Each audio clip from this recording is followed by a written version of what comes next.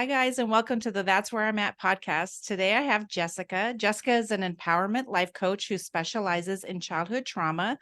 Since so often we repeat the patterns from childhood into adulthood, Jessica grew up with two narcissistic parents, one of which was also an alcoholic.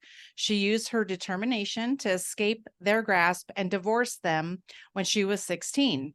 However, like many who were raised in that environment, she then found herself under the grasp of a man with similar qualities and was with him for over 15 years, even marrying him despite the red flags. Same girl. She is now married to her current husband, who is everything she's asked for. So, welcome to the show, Jessica.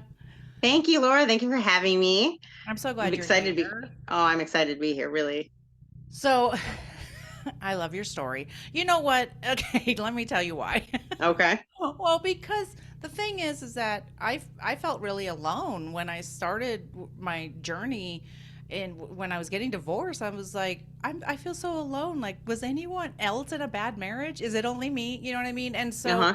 to understand that we're not alone was one of the reasons why I wanted to do this podcast, was to talk to other people and then really get some tips for other people to help them, right? To help them get better. So tell me about how you decided to become a life coach. Tell me a little bit about that.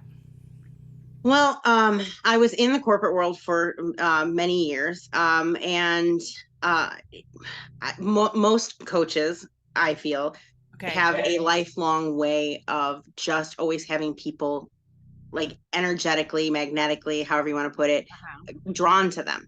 Like I would be standing in line at the grocery store and people would Yeah. start telling, you ask, how are you doing? And you expect fine because that's the society standards. You're supposed Right. to say fine. People will tell me their whole life story and like all the shit that's going wrong in their life and everything. And I'm just like, I was just being polite.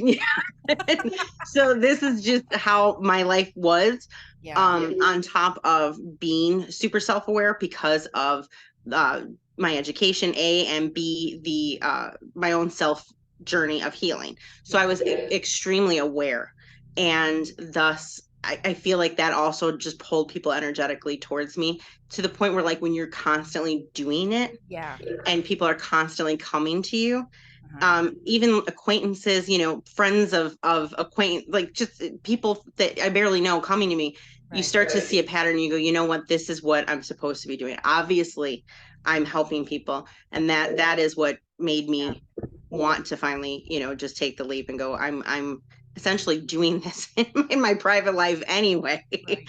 I might as well be getting paid to do this, kind of thing. That happens to me too. So that's good that you said that. I So think it's a good sign. I do, because when people say that, because there's many people that'll, like I said, stand in line, or yeah, or they're out at a bar or something, and say, "Hey, how you doing?" And the other person says, "Fine," and you go about your lives. And then there's the people who, yeah, the person has diarrhea of the mouth and will just tell you right. everything in their life.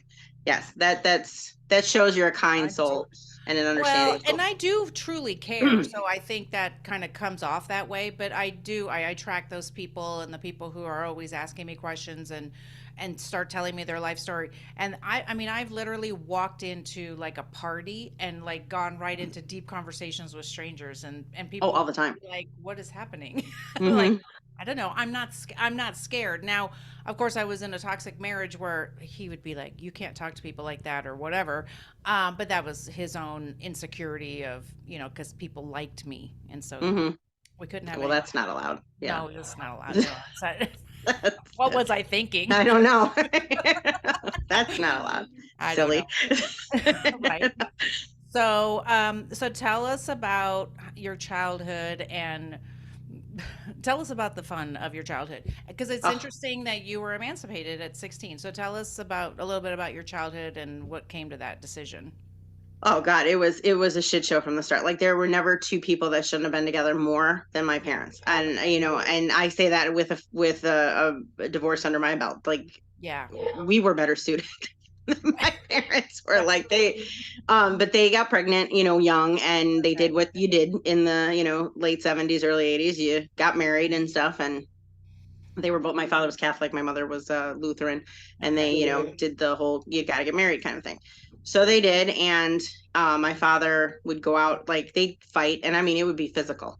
My mother would jump on top of him like with a knife, and it was. I mean, there were all kinds of shit I remember. And he'd go out then drinking and not come home till the next morning.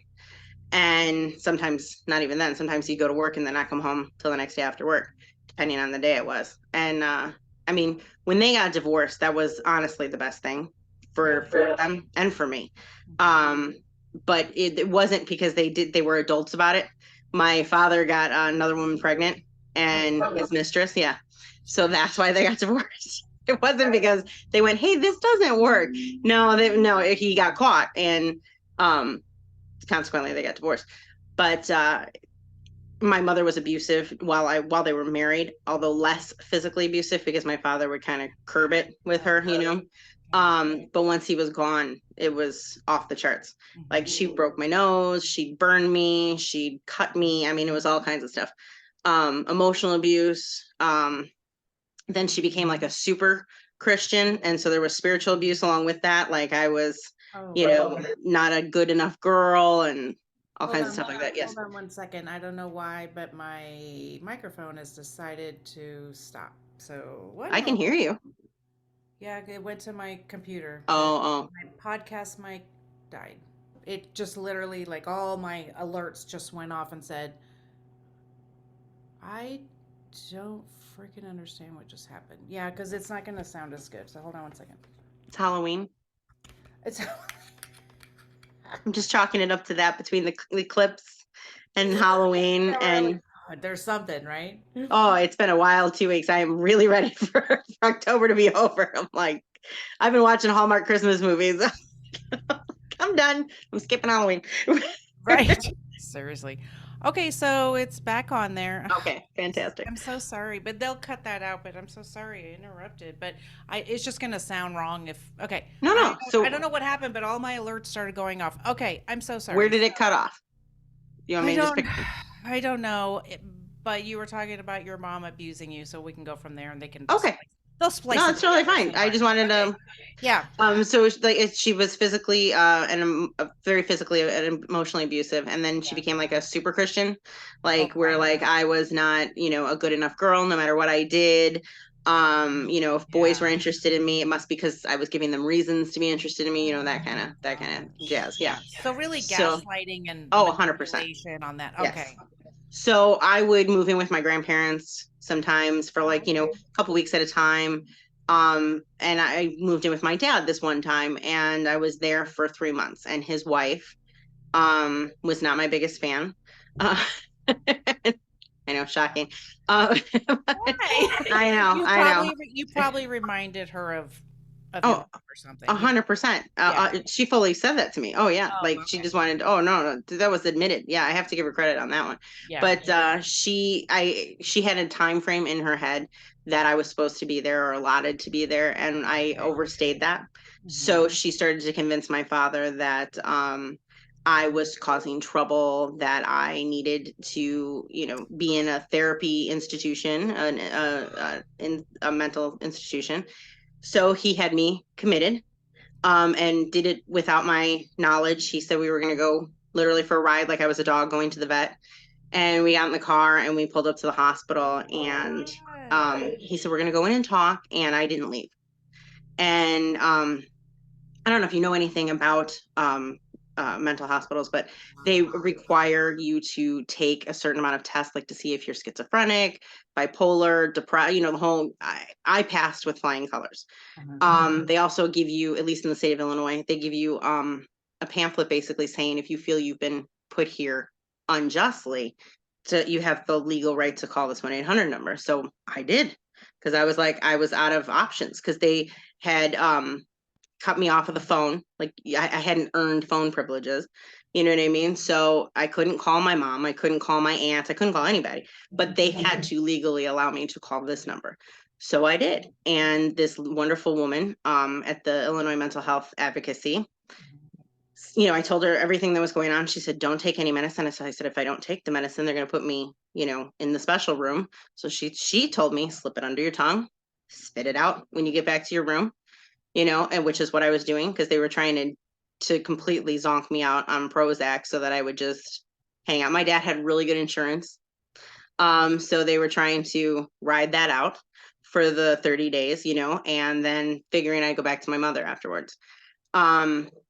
So I was hiding pills, and this lady was doing her best, and it was 7 days I was in there, and she finally got me out, and I went back to my mother's house because with everything that she would have never done something like that to me. I knew that. So I went back to her, but it was just as bad. Like, the abuse was still there and everything. So a friend of mine was reading Rolling Stone magazine, and this was back when Alicia Silverstone was making Clueless, and she had become an emancipated minor, because that's very common in LA and it's very common in New York for, the child labor laws to do movies and plays and stuff. So my friend came up with this great idea. She's like, you got to do this. So I started calling lawyers. I called the state's attorney's office, got hung up on. I literally opened up the yellow pages. Attorneys was the first, in the A's. And I started going up.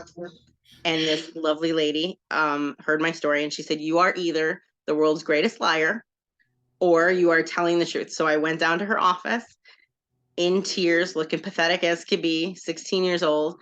And she took my case pro bono. She paid all the court costs. She out of her own pocket. And I was the first kid in Illinois to get custody of my parents. And when she served my parents, because she had to let them know, this was what was going on, neither one of them showed. So the judge said, listen, whether I believed you or I didn't believe you, I believe you, because neither one bothered to show. And she had proof, that the sheriff served both of them. And so at 16, here I am. I have a piece of paper saying I'm in charge of myself, but I have to show that to get an apartment. I have to show that to get, the Pell grants. And I mean, it was a whole, but I was free. Right. I had a black and white TV. I had garage sale plates and pots and pans and my twin bed from my bedroom, but I was free. That's the biggest thing, right? Is that you're free. Okay, so we're gonna have the microphone cut out again. So one moment, please. I don't know what's happening. Are you sure you've done this before? What? I just don't understand what's happening. I literally, it just says bye. I wonder if it's this thing. And is it wireless? No. It's wired. Yeah, so is mine. That's why I asked, because I don't trust my wireless stuff. It always decides to be fun when I need it. I'm wondering if it's my adapter. Let me see. Okay. All right. Well, can you hear me? I can hear you. Oh, yeah. Yeah, it's not even reading it, so I'm not going to worry about it. I'm going to. Yeah, I have a Bluetooth mic, but I've never done it on here, and I don't want to change it to that. So let me just change the suppression. Let me just change some settings. Oh, yeah. And okay, so we should be okay. My only concern was there was some feedback, like when I'm talking and you're talking, and so that's okay. It's fine. You can hear me. It's fine. Whatever. They'll make do. They'll fix it. It'll be fine. God bless America. Okay. It will be fine. I'm not worried. Okay, so let's start from here. Okay, I wanted to ask you, so even though, you're 16, right? Are you 16 at this time? Okay, so you're 16 and had you finished high school at this point, or are you still in high school? I turned 16 in August of 96. Okay. And I started my final semester of high school in September of 96. I was doing both simultaneously because I didn't actually get because you got to file for the court date, and that takes a couple months, especially in Cook County and all that jazz. So it was closer to the end of the year anyway, and I graduated at the end of the year. Okay. So I graduated. So that was all simultaneous. And then I started college in January of 97, and had my own apartment and was working a full-time job plus a part-time job on the side. Oh, it was, just to make ends meet. Yeah. And it was but you were free, like you said. I was free. Yeah. So how were you able to do college things not being 18? How did that go? Oh, it was the hardest part was qualifying for financial aid, because when you're under a certain age, they want to look at your parents' Oh, um income. But when I showed the emancipation, of course, I always got that, well, we have to, go to the legal department and see what this is all about, which is fine, because again, I was the first kid in Illinois to have it done. So I right. wasn't expecting them to know. But once they put it through the federal system, because I got like the Pell Grant, Right. um, they knew what it was, and they said, no, no, she doesn't need to show her parents uh In- income. But as far as like applying, I had my high school diploma, so I could have, Right. that Well, didn't matter. But yeah. Wow. yeah, it was the financial stuff. Yeah. Well, that's amazing. And then, so so your parents didn't show up for that meeting or the hearing or whatever. So have you talked to them, or did you talk to them after that or anything? So my mother, I tried for the first like year, like I really, because she's bipolar on top of everything else. So Oh, okay. she's a whole. So I tried to keep that in my mind of like, Yeah. she's ill. I didn't really know how much narcissism affected her. Like I was more attributing her actions and her behaviors to the bipolar, but I Yes. realized that more of it was the narcissism than the Oh, bipolar. okay. So I tried that, going, okay, she's sick. She wouldn't take medicine, which is the problem with a lot of bipolars and schizophrenics, because they Yeah. think they're okay. Um, but then I just couldn't. By the time I was 18, and the first time I spoke to her was actually before I married my second husband, because Wow. um he came from a very traditional family, and he's like, my parents aren't going to understand that you don't talk to your parents. So I was like, okay, maybe I'll give this a shot. She was crazier than I remembered. Oh. And Well, we especially lasted if like you three if you're months. getting healthier too, Oh yeah, yeah. it 100%. just things start to look more toxic around you when you start to get healthy. That's what people don't realize. No. It just I didn't realize it either. And I had people pulling away, and even my kids were the ones who were like, Mom, the healthier you get, these unhealthy people are not going to want to be around you. And at first I was offended, but then after that, it's a good thing when Yeah. toxic people don't want to be around you, and you don't even have to set the boundary. They just leave. It's like, okay. No. Yeah. You're the giant red flag now to them. Yeah. It's, Oh, we can't pull our no, shit on her. she set boundaries. Oh my God. It's true though. They don't want anything to do with you. You're a natural repellent just by being healthier. I Absolutely. am telling you, Yeah. it's crazy. And then what about your dad? What kind of, what Oh, happened to that? he has been in and out of my life. Like he would get drunk and drive. I live on the south side of Chicago, and I Okay. grew up on the north side. Okay. So it's a good 45 minutes to an hour drive. So you have a lot of time to think about what you're doing and turn around. It's like, I don't know how else to put that. He would get loaded and get in the car. God bless that no one's ever been killed by this man. How? I do not know. Yes. He's never had a DUI. I don't know how. By the grace of God. Yeah, You know, seriously. honestly. But he would drive all the way down and knock on my apartment door, and we'd have a drunken conversation, because when you're sober, trying to have a conversation with someone who's three sheets to the wind, it is super productive. If you've never done it, I highly recommend it. and, Wait, oh, are you being sarcastic? oh, as sarcastic as I can be. Okay. Because sometimes when people are drunk, I always called it truth serum. Oh, I wish. No. You know what I mean? So every once in a while, I would try and get like when my son was going through, and he wouldn't care that I'm saying this, but when he was going through his alcohol issues, I would be like, "Oh, he's on the truth serum. Let me ask him some questions." No, no, I was not that lucky with my dad. No, mm-mm. Okay. It would turn into, I would hold him accountable. I'm the only person in his life that holds him accountable. Oh, okay. And he can't do it. He just can't. And now I'm, in my 40s, and I've realized that he's not capable Yeah. of being held accountable. So we now don't speak anymore. And he ran into my aunt, his ex-sister-in-law, at like a neighborhood fest, and she laid into him, which I told her was a waste of her breath, but she did. Yeah. And he said, well, she's mad at me and doesn't want. She goes, did you ever think it's because you and Sandy, that's my mother's name, were just the two shittiest parents this poor kid could have ever gotten? You'd be And she's like, like, "Oh, you know what? Yeah, sure." yeah, She's like, and "Here's he, my PowerPoint. right. Let me make my point." But yeah, so he doesn't have it in him. I expect him to Yeah. atone Yeah. for the past, and he refuses to. And I'm not willing to just brush it under the rug.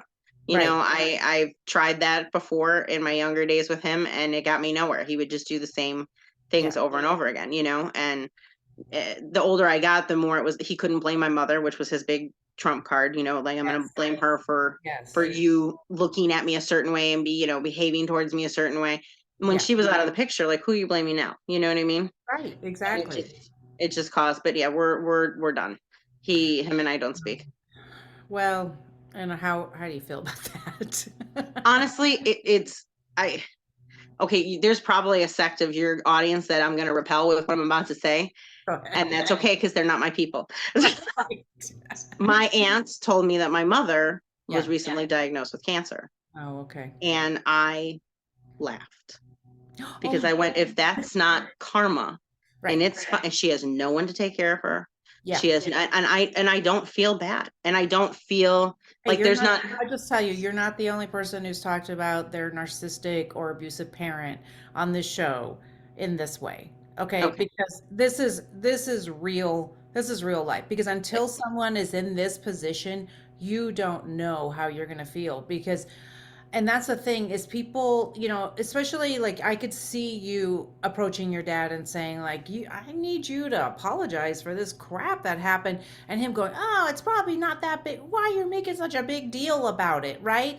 And it's Hmm. like, that's not how that's not how we do forgiveness. That's not how we do trying to reconcile with someone. I mean, you Right. were throwing him a bone saying, I want you in my life, but Hmm. I need you to do this, and he wasn't willing, That and is that something is something that so many people don't understand. Like just you, and I especially for children of narcissistic parents, just yeah, you being willing yes, is all the gift that you need to give them. right, right, Just you saying, "Hey, I'm here. If yeah, you're willing to fix this, I'm reciprocal. If you're willing to do it, that's enough." yeah, But they don't want to hear that. The no, idea of forgiveness is you're basically supposed to forgive all the shit yeah, and let's move forward until I fuck up again. And yeah, right. That's not it. I mean, yeah, that's the but thing. that's It's it. not Yeah. it. Hmm. Even saying, because I've had healing with my kids over the way I was a yelly, screamy mom growing up, and those kinds of things, and it was reactive abuse from my ex being a narcissist and all the abuse I was enduring. But that doesn't matter. I didn't say to them, like, well, too bad for you.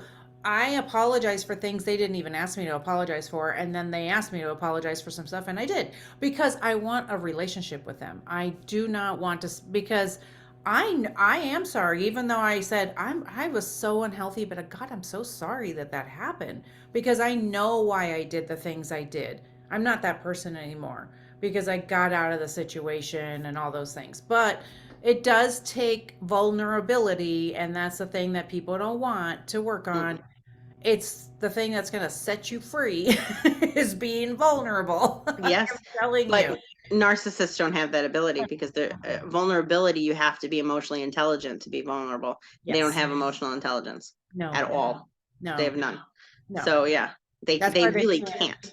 Yeah. No, they can't. And there's those patterns and everything. So then how did you end up with your first husband? And that Oh, the classic. He was the first guy that told me everything I needed to hear, and all the stuff that oh, I mean, do it we have text. an arrow on top of I our was head going, pick me? Yes, actually, yes. That is what I tell my clients. Yes, you do. Yes, you do. I wouldn't like it, Jessica. I mean, But because it happened to me. I totally get it. yeah. Like, Oh, oh my it's gosh, look at what he's saying textbook. to me. Nothing. There was nothing non-boring about it. Meaning, like it was as just as textbook as you can get. He said the things. I went, oh, he loves me, and he understands me, and he wants to be with me. And I fell for it hook, line, and sinker. And I Yeah. mean, if I had female friends, I was a lesbian.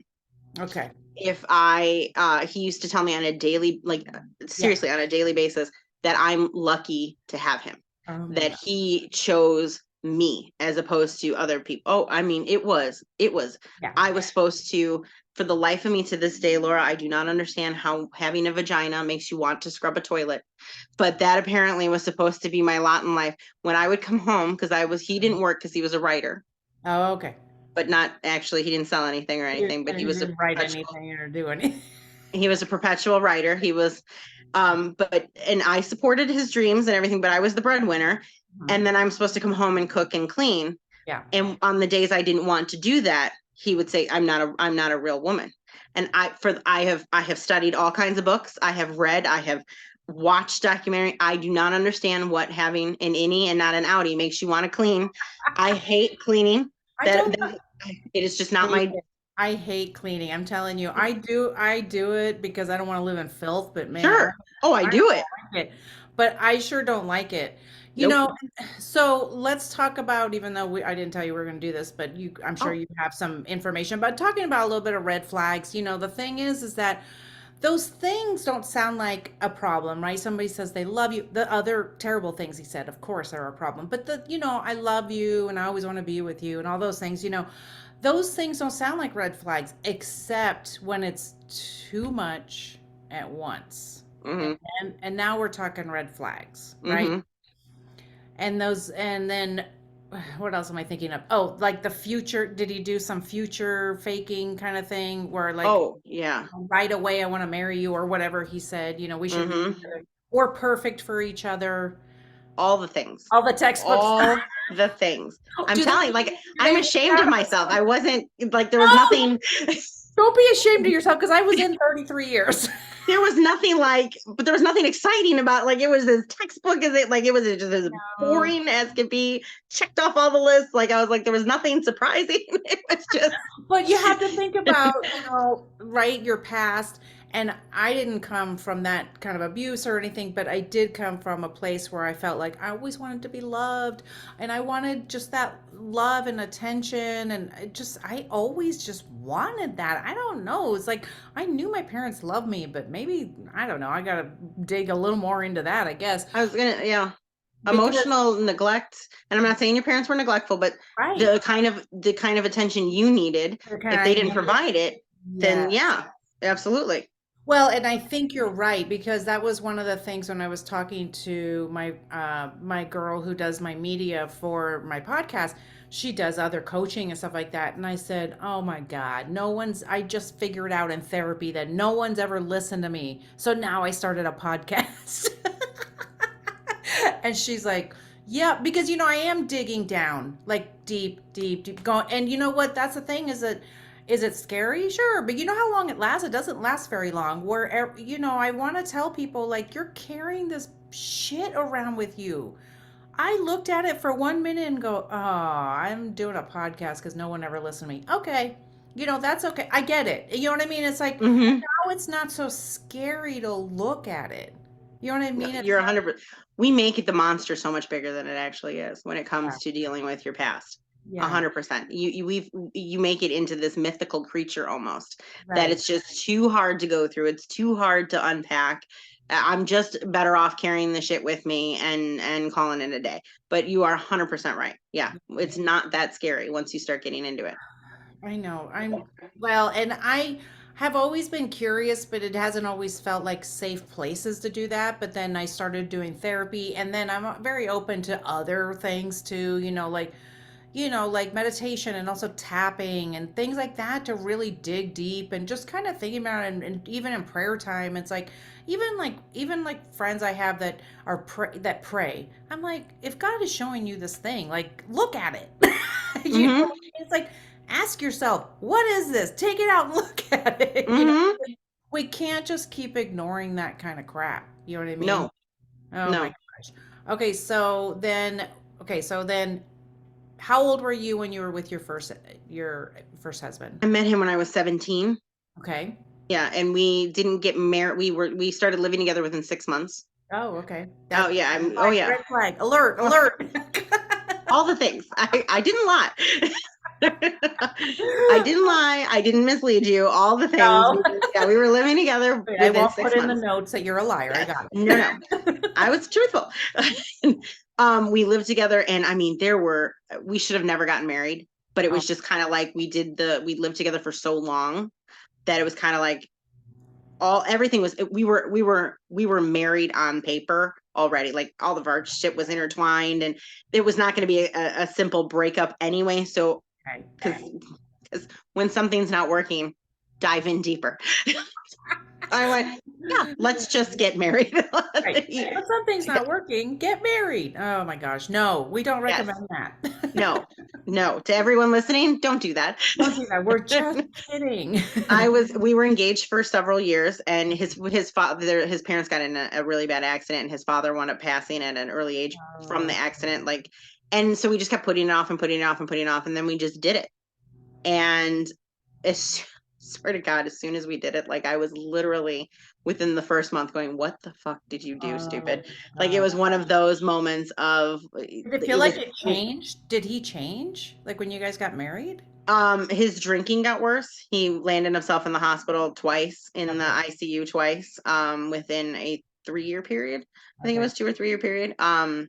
They said his liver looked like he was 50 years old and he was in his early 30s. Wow. So, I mean, I know a lot of it was his father's passing because they were close, and I felt bad for him. I did. Yeah. But he took it to a whole nother level. And of course, he couldn't admit it was because of his father. It was my fault that he was drinking. Oh. Yeah. I drink because I have to live with you. Oh my God. Like, oh yeah. Oh, he said he had the sharpest tongue, Laura. Oh my God. Like it, I do appreciate that because I have the thickest skin now. Like you can pretty much say anything to me and I'll be like, whatever, that's your opinion. I don't really care. Because he would just, I mean, he had the sharpest tongue. And I would cry on a daily basis. Like I was not allowed to have, you were talking about red flags. Yeah. The loving and the closeness and all that is one thing if you're willing to integrate each other's lives, like meet each other's friends and all that stuff. Absolutely. I was not allowed to have any friends. It was instantaneous. Me and if I dare said, I wanted to go like out to lunch with a friend, he'd be like, okay, well, I'm going to go to a strip club then. Like it was this instant, threatening. So then I got very insecure because I was already insecure from the home I came from.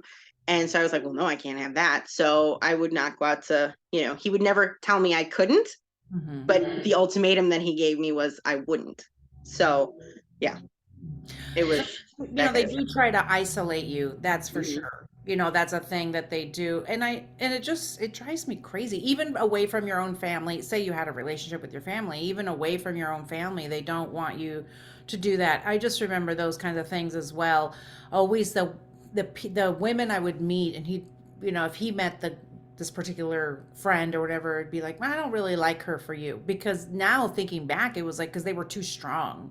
You know what I mean? Like they could have been too influential on me, or maybe they would have figured out his games and would have said something to me. You know what I mean? So, oh yeah. I just thinking back, I'm telling you, like since leaving my marriage 13 months ago, I've gotten so much clarity because I'm not living in mind games all the time, trying to figure out what's next. What do I do next?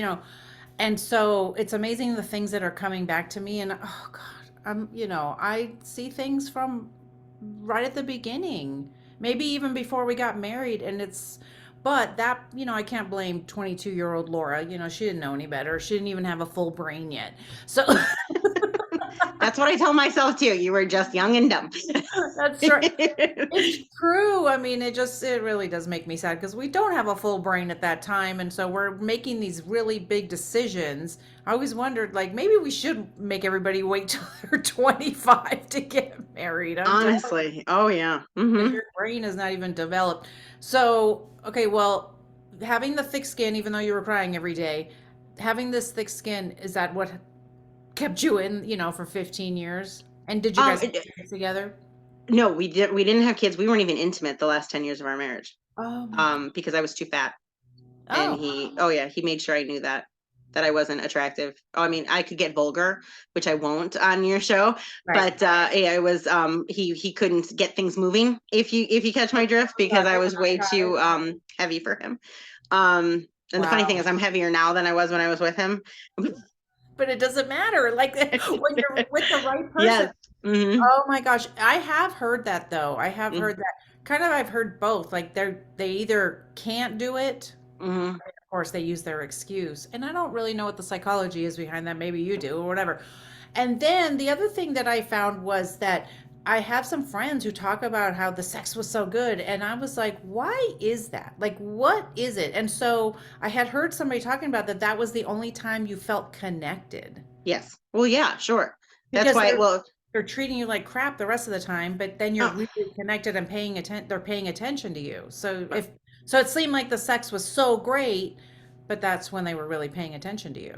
well, there's I think it was Dr. Phil actually that said this, is that Oh, okay. sex, this isn't just in general, this isn't even Yeah. with a narcissist, but sex isn't a problem in a marriage until it isn't there. And Oh, then it becomes a problem.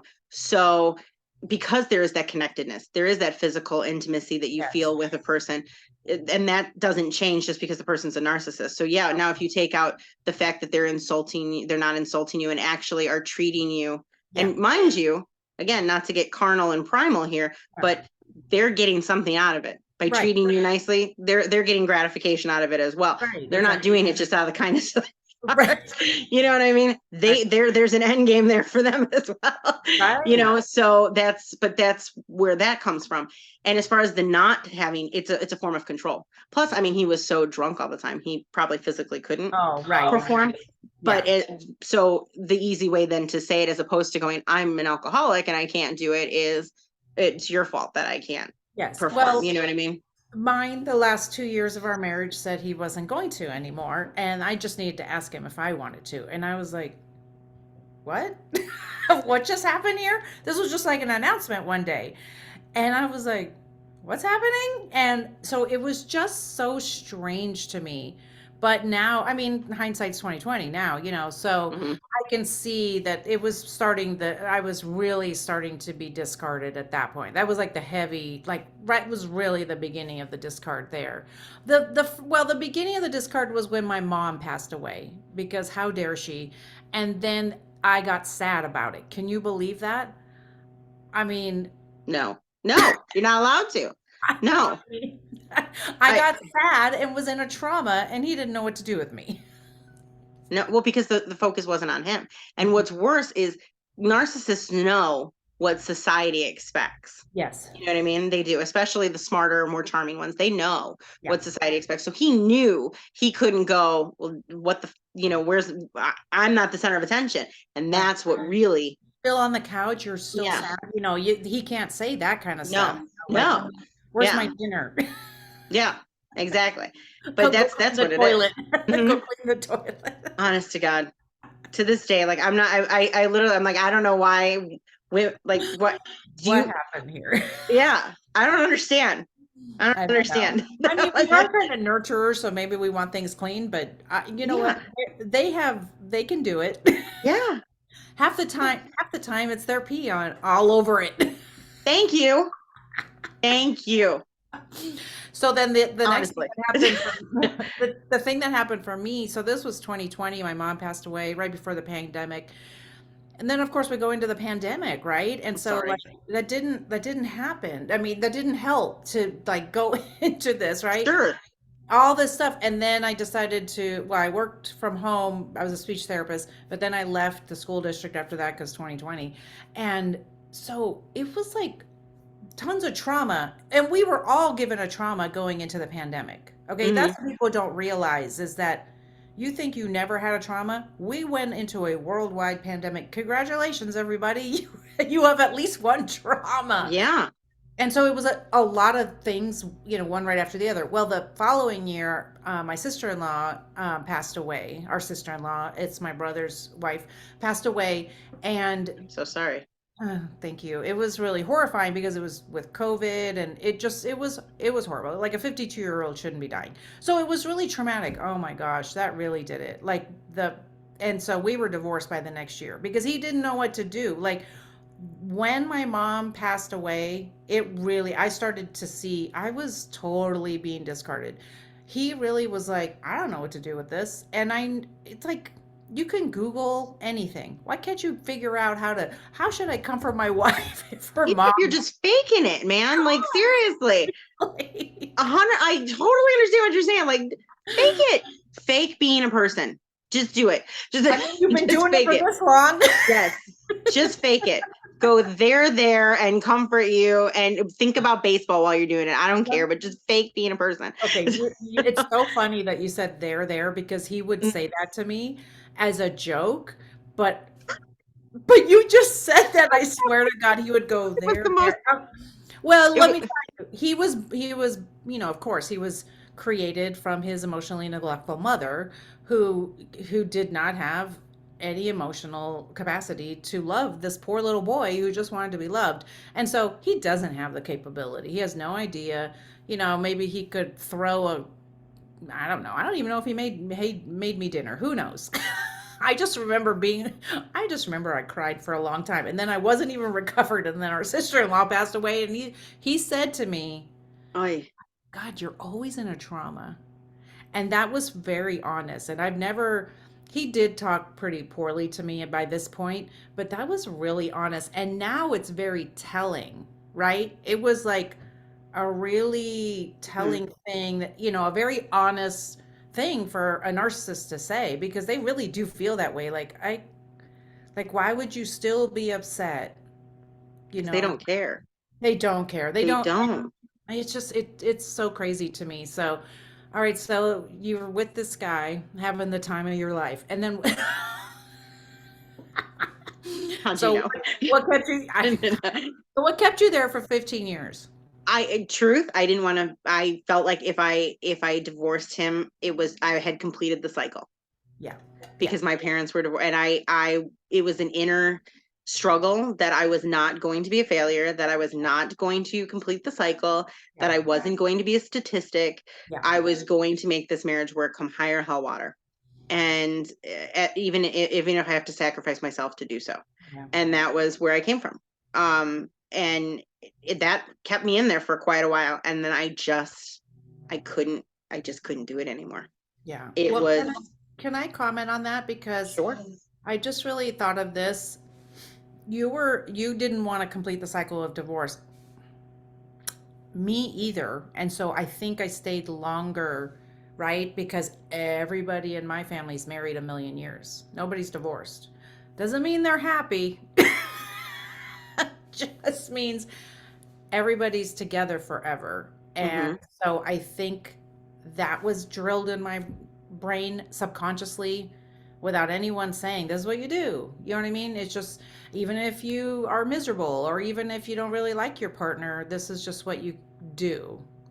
So I think that was like, Oh yeah. it's funny how we both had that mindset, right? Mm-hmm. We're seeing two different things, but it kept us in a rotten place Oh, I could totally see where for you're the coming from. yeah, for the Yeah. wrong reason, right? Mm-hmm. If you're the only divorced oh God, yeah, like you'd feel like the black sheep. Even if nobody said it to you, even if everybody in your family came to you and went, "We get it. Thank God you finally cut them loose," all that Right. stuff. And for all I know, that's what they said to you. But you still like internally would Yeah. feel like this black sheep. You know what I Right. mean? Like I'm the only one. Right. But I get, now how I feel is that there's a lot of crap that runs in my family, and I have started saying it runs out with me. I'm all done. Like I can't live this way any longer and then pass it down to my kids. Like I can't pass this crap down to my kids. Like this is not what you do. And even having conversations with my sons going, you don't just replace a spouse when you get tired of them, right? no, there's a huge difference. Oh, you're 100% right. Between, hey, things are a little rough Yeah. and I'm not willing to work through a rough patch versus Yeah. it's perpetually rough. There is no non-rough patch. No, the kids saw me trying, that's for sure. So, and then so what happened to, when you finally said enough is enough? Is that what you did? I literally drove. I had. He would say I had a nervous breakdown. Maybe I did. I don't know. I don't think I did. Right. But I put him in the car with me, and I drove him to his mother's house. And I said we need time apart, and that time apart never. Never came back together. No, I wound up within a couple months getting on the phone with a lawyer, and I was like, I'm out. Another Yeah. lawyer. You're the first Mhm. one in the state of Illinois. Just kidding. No, he was very nice, but I mean, it was, he didn't contest anything, which I was grateful for. Yeah. He didn't ask for spousal support, which I was also grateful for because my lawyer warned me I could be on the hook for it because I was, he didn't ask for that. Yeah. The only thing I cared about was our dog, which, he let me keep, without giving me any Oh. guff about it. And that was that. He signed the papers and told me I was making the biggest mistake of my life and continued to text me even after that saying, you're still my wife and this and that. And I'm like, okay, dude, I'm not. Even But after you were divorced? hmm Yeah. yeah, It's for always, a couple months. And then when I wouldn't respond, then it would be I'm crazy and no one else is going to ever have me because I'm psychotic and this is why yeah. no one will have me. And it would turn and I'd be like, there he is. He's back. There he is. Oh, there you are. And that's the thing is people don't realize. And okay, so I actually lived in the house with my ex while we were getting divorced because it only Oh, took 6 weeks. Well, let me tell you, it was a pleasure. Let me tell you why. Because, because that's 6 weeks of our marriage. he would open his stupid mouth and tell me some stupid thing, and I would say, I am so not interested in what you have to say, and I'd get up and leave the room. Or he'd go like, what is wrong with you? Why are you so rude? And I'd be like, I don't have to listen to your stories anymore because I don't care. I'm tired of hearing about so and so's new electric car or whatever. And so the thing for me, because he wasn't physically abusive, and actually he pretty much stopped being even verbally abusive at this point. He just, other than, what's wrong with you? Why are you so rude?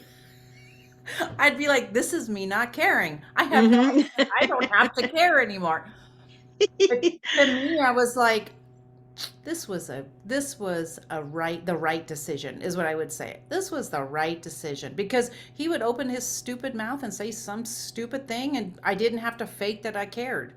Mhm. So that's why I really highly recommended it. Because I have friends who, of course they move out and then they're, of course they hoover back in and say like, "Oh, I love you and I'll keep trying."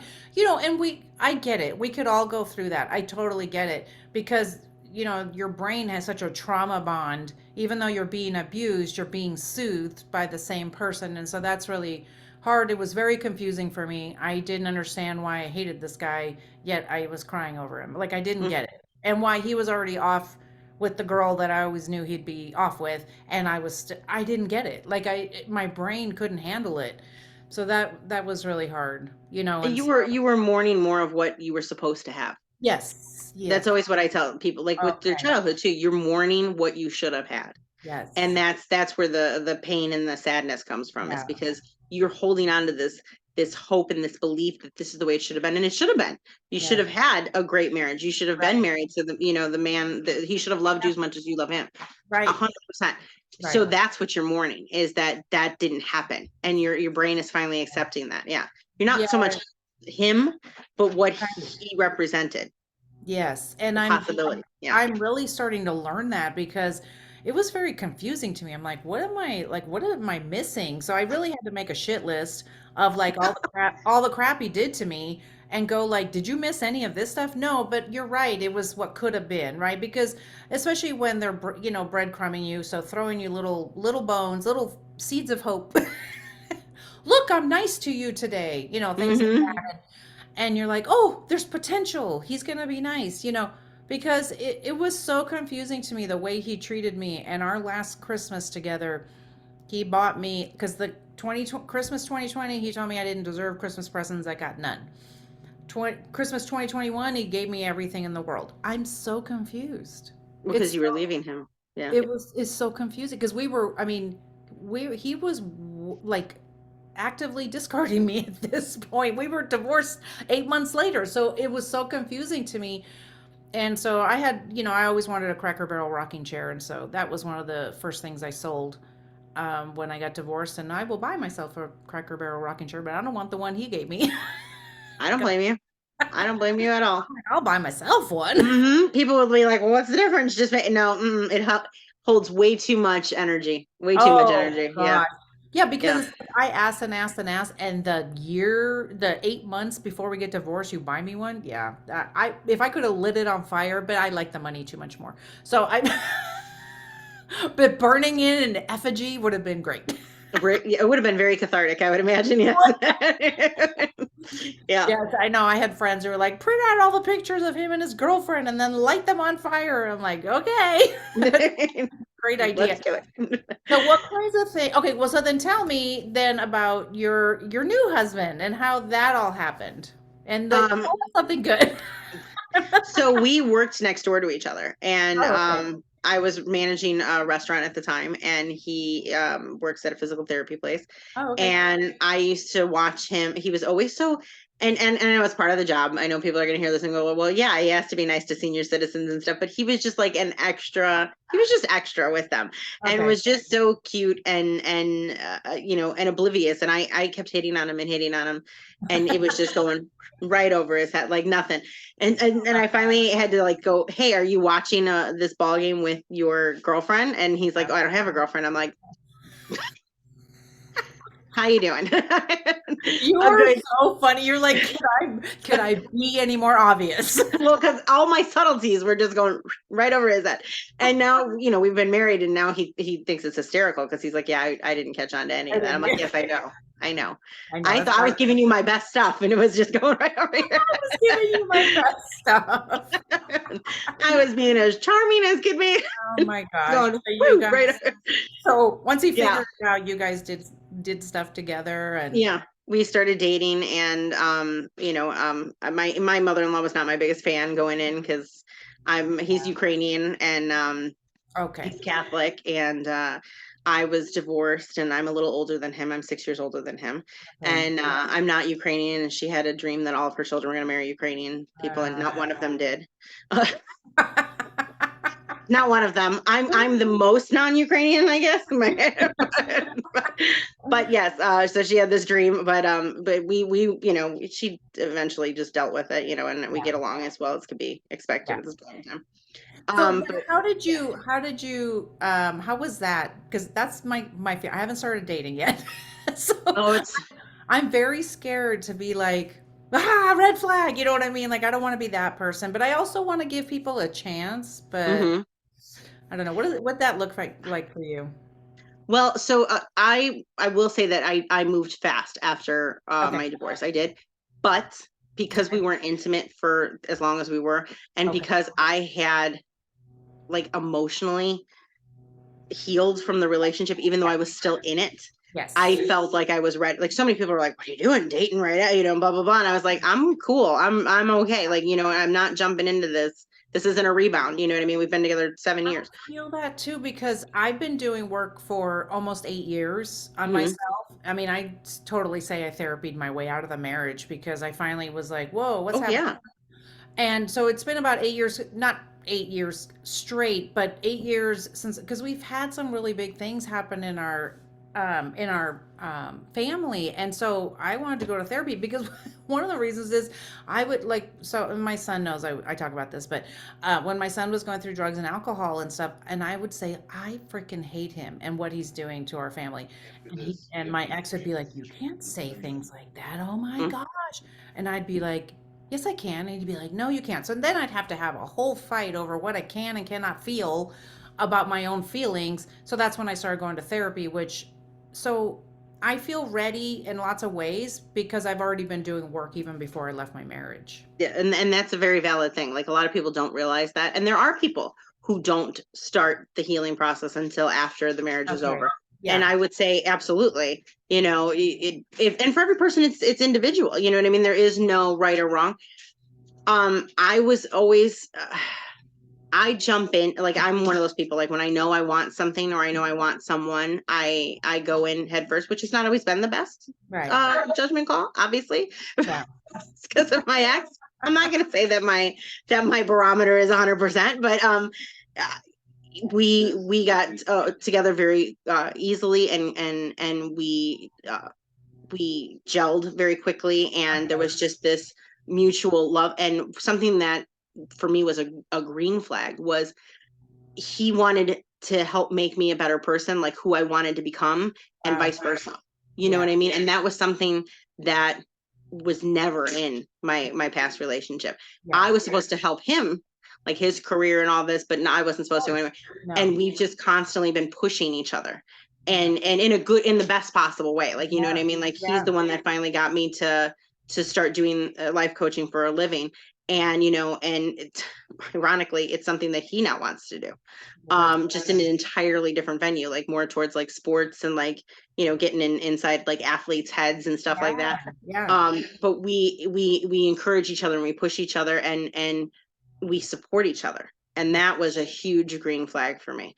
And you're gonna get in, and this goes for anybody listening, you're gonna get in a healthy relationship, and you're gonna go, holy shit, this is what it was supposed to be like. I can't wait. Yes.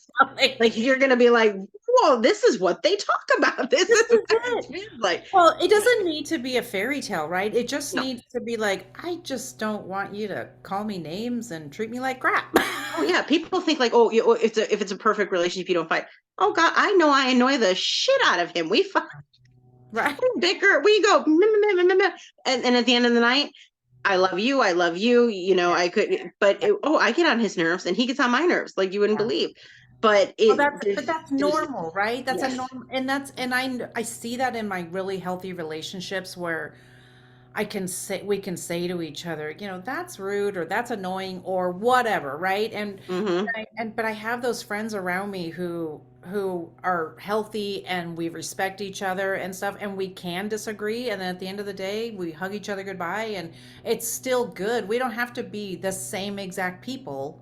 That's the thing I really love. I love having, so I am seeing it in my friendships, that I know that there's some really good healthy friendships, and I haven't always had that. And I have seen what friendships have been really unhealthy.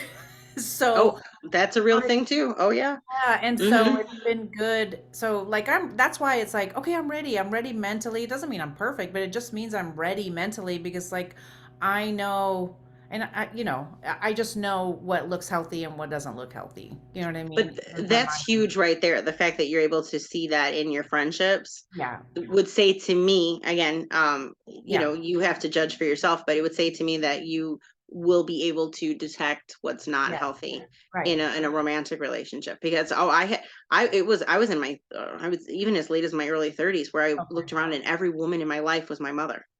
Like all of my friends, I was like, holy shit. Like every single one was some version of her. And so the unhealthy friendships is huge, that you were able to see those for what they were. Oh yeah.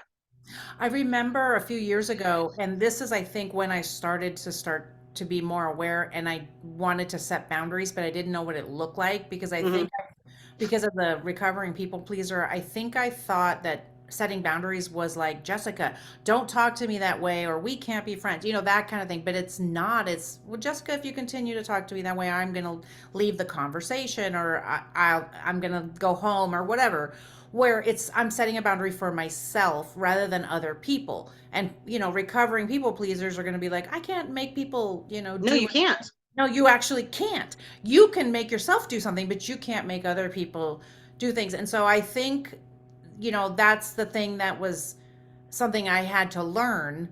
And so there was a time a few years ago, I didn't know this is what I wanted, was to set boundaries. But a few years ago, I remember just out loud, when people were like making fun of me or being rude to me, I literally would look around and go, somewhere along the way, like totally out loud like this, somewhere along the way, I gave everyone permission to treat me like shit. And I don't know how I did it. But that was my way of being like, I think I need to set a boundary, but I don't know how you do that. No, but it's true. But that is a common misconception about boundaries. And I'm so glad that you said that, as people think, well, how do I get somebody else not to do this? No. You're never going to, you cannot control someone else's actions. You can control how you react and what you tolerate. You can absolutely not control someone else's actions. I have learned, and anytime I start to think otherwise, I get a swift kick in the rear end from God, universe, whatever you want to call it, of, no, you can't control what other people do. Well, and even like, say, like with the holidays, something like, whatever it may be, if people bring up your weight or how much you're eating or something like that, well, if you're going, please don't talk about that. And if you're going to talk about my weight, I'm going to leave or Mm-hmm. whatever. And you know what? You have to put your money where your mouth is and say, hey, stop talking about my weight. I'm uncomfortable. I'm going to leave.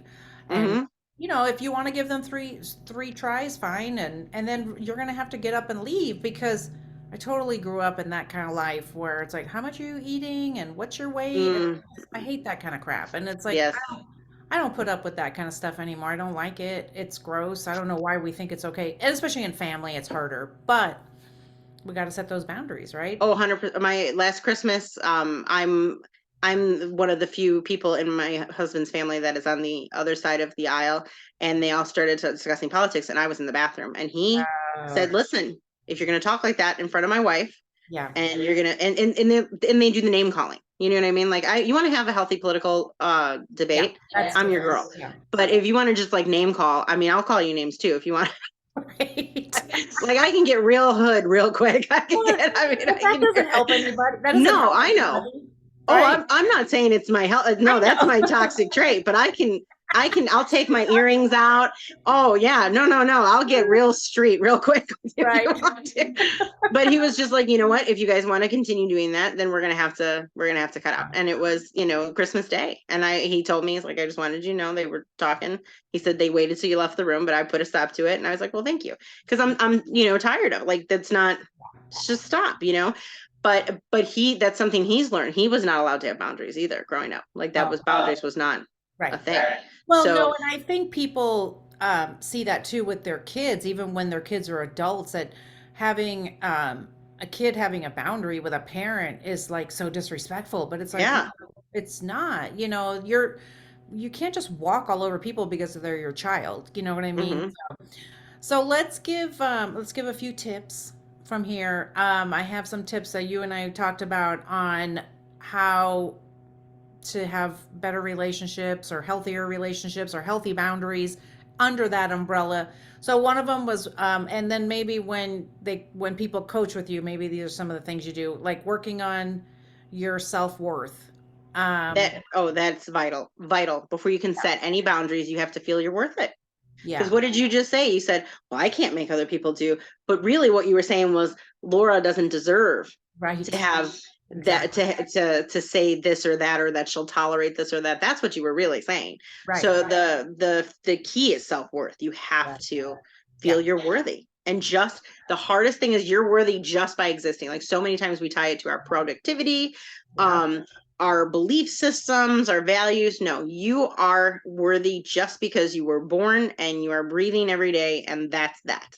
And Yep. that's it was really hard for me to swallow, I can tell you that. Yeah, for So sure. it Oh, was, me, yeah. me too. Like, I'm not doing anything. Hmm. But yes, I have value in this world. And one of the things I did, and I had written here, and if you have any other ideas, but I did for working on, because I really was like, how are people happy?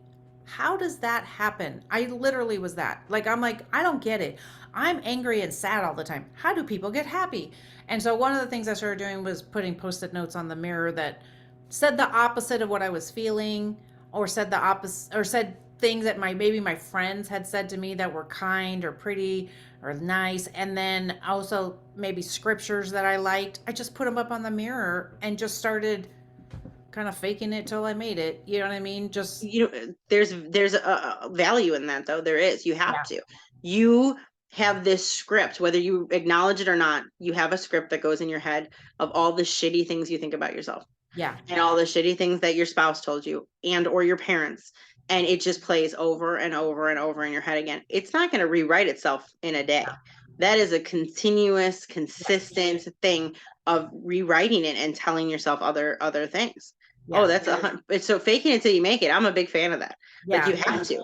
And neurologically, we have these neurons, right? And so we can say terrible things about ourselves, or we can say good things about ourselves.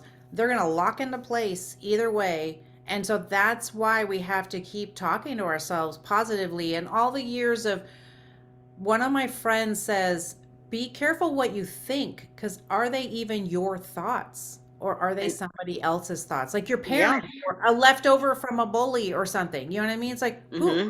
who even told you you're not worth it? Or who even told you you're fat? Like, who told you these things? And most of the time it's not you. No. Most of the time it is now, because it's your voice in your head, but it's not you. That's not who put them there. Oh no. 9 out of 10 times that's not you. So I had written that people have to drop the bullshit if they want to coach with you.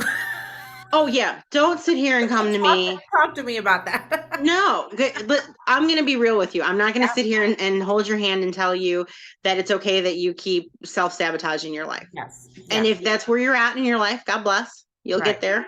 Then Right. come see me when you're ready. But don't sit here and listen to everything I'm saying and go, oh yeah, that makes sense. Oh yeah, that lands. Oh yeah, this, and then turn around and do the exact opposite thing of what we discussed. Yeah. And then expect me to say, well, that's okay. You're human. Right. Well, No, because I'm not going to say that. there's a reason we're self-sabotaging, right? If we Right. continually self-sabotage, there's a reason, and it might go back down to self-worth, and there's lots of. Oh yeah, you're protecting yourself. Absolutely. Like you're not trying to fuck up your life. You're protecting yourself. However, you still need to get real about these things. Like I always start clients off with, what does worthiness mean to you? And I say you can go as broad or as narrow of a topic as you want. Like you could talk about it in terms of like what makes a country worthy, or whatever. However abstract you want to get about it, or however pinpoint. But let's start there, because we got to get real with what you think worthiness is, because 9 out of 10 times, like I said, it's attached to productivity, especially with women. Yeah. There is guilt and shame attached with resting. Oh yeah. And yeah, so once you got to start chipping away. We got to know where you're at in order to know where you're going. You know what I mean? And so that's what I mean with the drop the bullshit. Let's get real. Let's, what thoughts you're having. Right. And I'm not going to judge you for them, but I also can't help you move past them if you're not honest with me. Well, and there's a reason why we've made the choices that we've made in our life. There's a reason why we're married to the people, or we're dating the people that we date. I just am. When people are making the same choices over and over and over, it's like it's time to look at the patterns and then look at, well, there's a reason I do this. What am I trying? What's the need I'm trying to fill? Mm-hmm. And it might be time to work on that. But not everybody wants to do that. But if you get to the point in your life where you're sick of what is going on, it might be time to try something new. Yeah, Tony Robbins said that. He goes, the number one motivator is when you are so tired of whatever whatever is going on in your life, that the desire to change is automatically there. And it's true when you're fed up. And that's how you know when you're fed up, because if you're not fed up, even if you say I'm fed up, are you? Because if you were, and he also uses something that I steal. Not even gonna lie, I do. But like people who will say, he uses it with weight loss. Like he'll say, okay, what have you done for weight loss? Well, I've tried everything. And he'll list 5 things. Well, no, I haven't tried that. Well, no, I only did that for a week. Well, so you haven't tried anything, really. It's what you're telling me. You know what I mean? And it's the same kind of concept. Like, well, I've tried everything to, solve my relationship issues. Okay, well, have you tried this, and that? Well, no. Okay, so you just want to say you've tried everything, but you've given up. So you're not fed up yet. And that's fine. Right. We all get there at different times. But when you're actually fed up is when you'll actually say, you know what, this is the work I need to do, and do it. Yes. Well, thank you so much for being here. And thank you for having me. So we're going to have all the information in the show notes, where people can reach out to you and work with you if they want to work with you. Yes, I do one-on-one. I'm doing a group coaching program. I'm launching it probably January would be what I'm looking to do. It's called Foundation You. Okay. So it's a self-worth group coaching program. Yeah, so that I'm launching, but I do primarily one-on-ones right now. But absolutely, you can reach out to me. Okay, and we'll have all that in the show notes and all that stuff. Well, is there anything else you want to say before we go? I think we covered a lot, but is there anything? Oh God, we covered so much. I know. So much. I'm ready to come back if you want to have me back. Like we can talk for another hour. List to collaborate, because I think we might need to talk about more. Yes. Oh, 100%. No, it's you're not crazy, which I think so many people who again were raised by and or Usually one follows the other. Or if you were raised by I can pretty much guarantee your first long-term relationship is with a narcissist. And even if you weren't raised by one, you're not crazy. They want you to think you're crazy, but you're not crazy. And you can get better. But there is an element of personal responsibility. You are pulling these people to you, so you have to fix that part of yourself. Yeah. Right. Yeah, and that's the thing. It's so interesting because I did. People are like, you got to look at what you did, and I'm like, well, yes, but it's different. You know what I mean? Like when you were in abuse, it's different the way you look at it. Because if I just left a marriage and we both fell apart, whatever, it was irreconcilable differences. But it's like once I figured out the blindfold came off, and I'm like, oh, I'm with a narcissist. My healing journey is looking different. But yes, I have to figure out why I decided to choose all these men because I think it's been every man. So I'm excited for what's next. Well, yeah, because that wounded part of you was what pulled them in. Yes, I mean, exactly. they sniffed it. I don't mean to sound that way, but they It's sniffed it true. out. You know what It's I mean? And true. yeah. Yeah, Hmm. it's true. And that's a thing that people don't understand because I have a group of friends that we all did a divorce group together, and I'm like, be careful when we start dating because it's like if we haven't healed that part, that's what they're going to be attracted to, and we're gonna attract the same kind of unhealed person, and then we'll just be back in the same garbage. You know what I mean? That's why we gotta. So that's why I feel good, and I'm very thankful that. Believe it or not, it's so weird to say this, but that I'm 56 because I don't have to be looking for like a yeah. You look fantastic. Well, thank you. No kidding. I'm not blowing sunshine up your rear. I'm like, are you? When you just said that, I was like, no. You look good. You look good, kid. You Something I do. lost 190 pounds of dead weight. You know what I mean? No, you have beautiful skin. Honestly, I'm Well, not thank you. just I saying. mean, You I really have do. Yes, just a little bit of the Zoom thing, but thank you. I do have really good skincare, so you do. I take care of my. I've seen your Facebook photos when you were on vacation. You have very good skin. I would Well, have thank never you. pegged you at Yes, I 56. am. Yes, Seriously, people say to me all the time, they're like, "You're glowing," and I go, "I have yes, never been happier because you are. I'm not oppressed. I'm It not." is. It's an inner light. Yes, you are glowing. I will give. It Yes, really, I well, agree. thank you. I appreciate that. And I just love talking to people like you because I know that you're helping other women, you're helping other people who have been in these situations that we've been in, and now you're making a difference. And that's what I want. That's what I went looking for is I'm like, I can't be the only one who wants to change the world from this because I was told so many times, you probably shouldn't talk about this. And I'm like, I'm going to talk about it. I'm going to talk about it to the world because there's too many of us sitting in silence. And so I said, I'm going to heal loudly because there's too many people dying quietly. And so That's beautiful. I'm glad that you're on my team and Oh yeah. helping others heal. So, well, thank you so much for being here. And of course, I'll put everything in the show notes. And thanks for listening, guys. And if you could go over to social media and see Jessica's post, because I'll have a picture of her up there when this episode comes out, and just comment and all those things. And then, of course, in a week, you'll be able to see us on YouTube. So, and you can see because I don't edit it. So it's all a mess over there.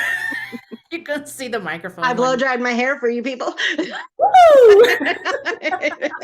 Life is good. No, I appreciate you being on camera. So thanks so much for being here, and we'll talk to you guys next time. Bye. One moment. I'm gonna stop this. Okay, let me see. What? Oh, here it is.